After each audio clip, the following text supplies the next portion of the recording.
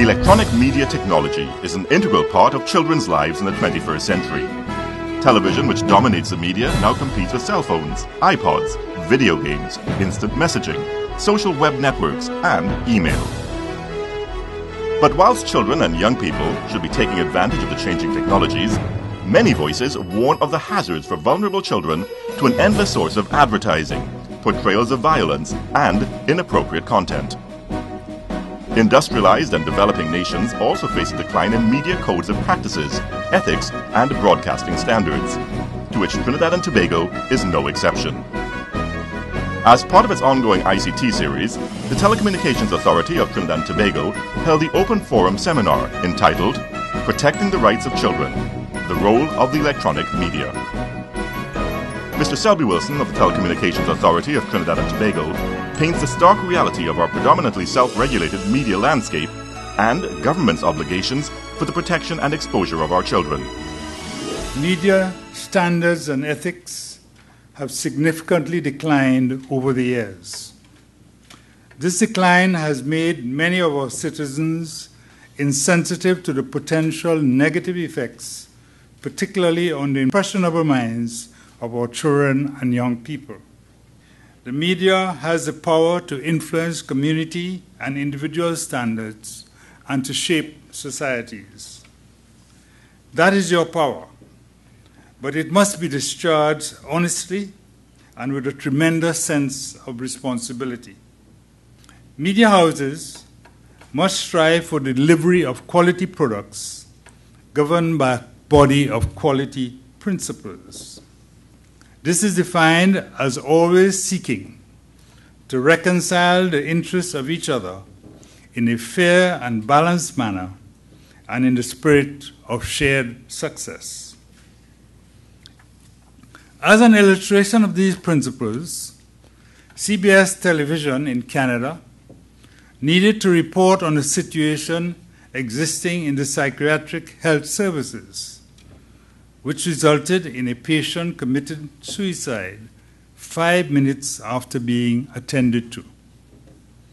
The family members pleaded with CBS not to carry the story.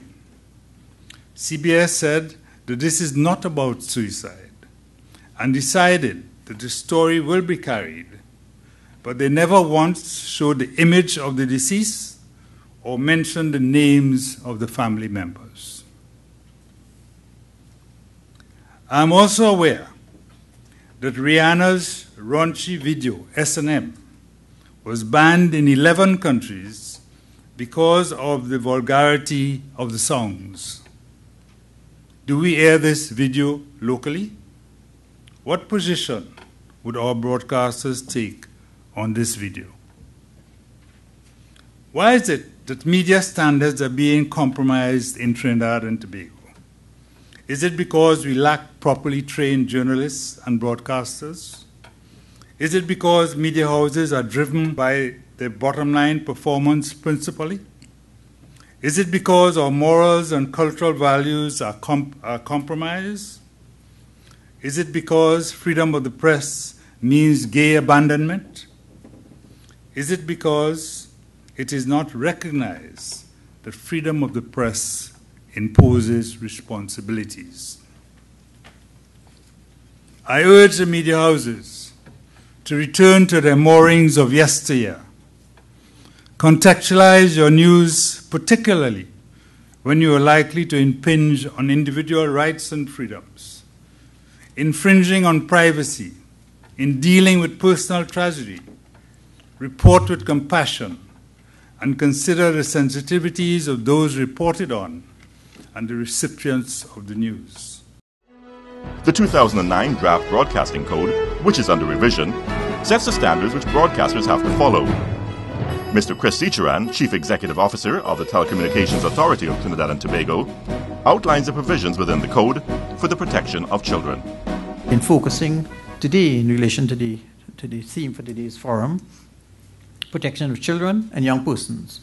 So this is what is currently drafted in the code. The objective to ensure that children are neither harmed nor misled by the transmission of inappropriate and or inaccurate material. And there are rules in particular areas as follows. There's one rule putting into scheduling of programming, and it speaks to a watershed period. And it says here that, well, it requires the use of appropriate scheduling, and that is the introduction of a watershed, to prevent material unsuitable for children from being broadcast between 5 a.m. and 10 p.m. It speaks to violence in relation to whether it's non-animated programming or normal programming. And, well, you can see them there. Younger children's programs shall deal carefully, not gratuitously, with themes which could threaten their sense of security in relation to violence. Children's programs on television shall deal carefully with themes which could invite children to imitate dangerous or harmful attacks which they see on screen. So those are some of the issues there in relation to violence. Language. It speaks about offensive language. Certainly no offensive language should be used within any programming aimed at children. It speaks to sexual themes, that programs that portray children in a sexual fashion are not acceptable, except where justified in the context of a dramatic or information program dealing with a specific issue of sensuality, and so on. And it speaks to nudity and pornographic material, which are fairly self-explanatory. You can see them there. It speaks to treatment of drugs, alcohol, solvents, and smoking, and the use of illegal drugs, misuse of alcohol, solvent abuse, and smoking must not be condoned, encouraged, or glamorized in programs broadcast outside the watershed. It speaks to the participation of children in programs, that if a contributor to a program is under 18 years of age, that consent must be obtained from a parent or guardian. And it speaks to children and crime, where children are accused or convicted of crimes, broadcasters shall at all times avoid broadcasting of their names and or images.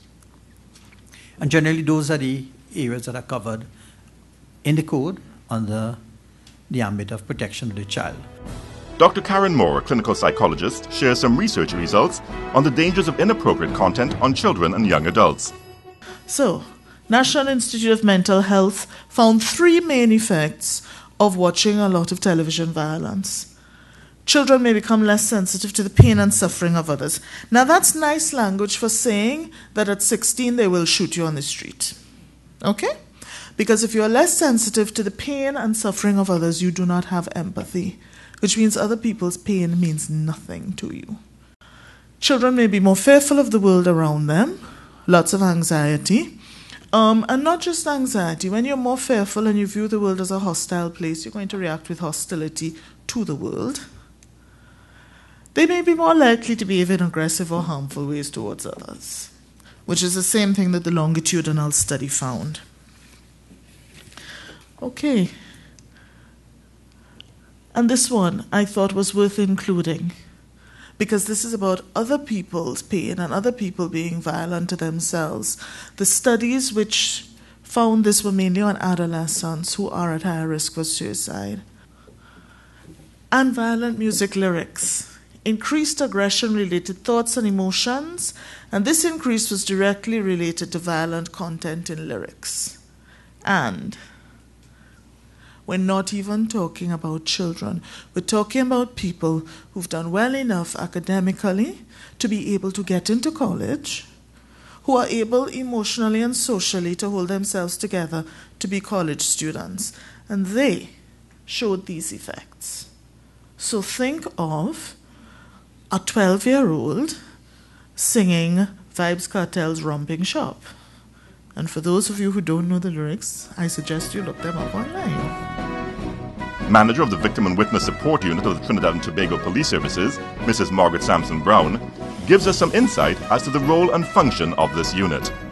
So the Victim and Witness Support Officers, what we are doing is that we work with the victims. Once we have information that a person is traumatized by crime, whether it's they report it and they're referred by the investigator, or we scan the media, we are able to target our victims and we deal with them. If they require to go to court, we will go with them. If they're required to go to the medical doctor, to the hospital, we will attend with them. We network with agencies to supply our trauma victims with services that will assist them from moving from trauma, from victims to becoming a victor. Also speaking was the president of the Trinidad and Tobago Publishers and Broadcasters Association, Ms. Karen Mirage. For many reasons, society has probably taken the wrong road. We've seen an increase in the sharing of information, ideas, and views. We have no more boundaries. The internet has caused all of that to be dissolved. I don't know how many of you know that your son or daughter may have a Facebook page. I don't think you even know. I don't think you know that they may be putting down their age as 21. But it exists. And I want to say that if a TV or radio show was not encouraged by a parent in a home, the children would not be exposed to it. The authority's representative, Research Officer Brian Can, also commented on the draft broadcast code. To introduce my perspective on it, I just want to say that we've got an underlying current from the presentations that we had so far that the issue of violence and sexuality in our society is a very major problem. The media is just one piece of a very complex puzzle. So what we're here to talk about is how we can tailor the edges of that piece to fit into a puzzle that's consistent with our goals as a society and development of our nation. A range of questions and issues emerged, reflecting the public's concerns about the impact of the electronic media on the minds and attitudes of their children. We adults like to lie, and we are good at it. And at that level, the media is more lies. It's a structured way of selling lies. They try and see it, they come to accept it, and therefore they are separated from reality, and making choices becomes so challenged for them that they feel more comfortable living the life. Everybody wants to be Miss World, but come on, it can't happen. Everybody wants to look like J-Lo, and we sell it. And we sell it because the ads have perfect people. I have a niece, and she's just turning 2. And, she's already there on the computer. And some parents, just don't understand it. So the children are so far ahead and so far advanced that, you try to put the restrictions, but they know how to get a code to break that code so they can get onto the Facebook. And it's not even happening in the home sometimes. Rather than fighting the current situation, I think what needs to be done is adapt to change. Because you can't change the fact that Ricky Tikki is gone, or children interested in the internet more than interested in their neighbors and that kind of thing. You need to adapt to change. I mean, that's how mankind move forward. We adapt to the changes around us. At the end, it was generally agreed that while there may be no more boundaries, there is a collective responsibility of parents, the community, and the media in protecting the rights of the child in the ever-expanding information age.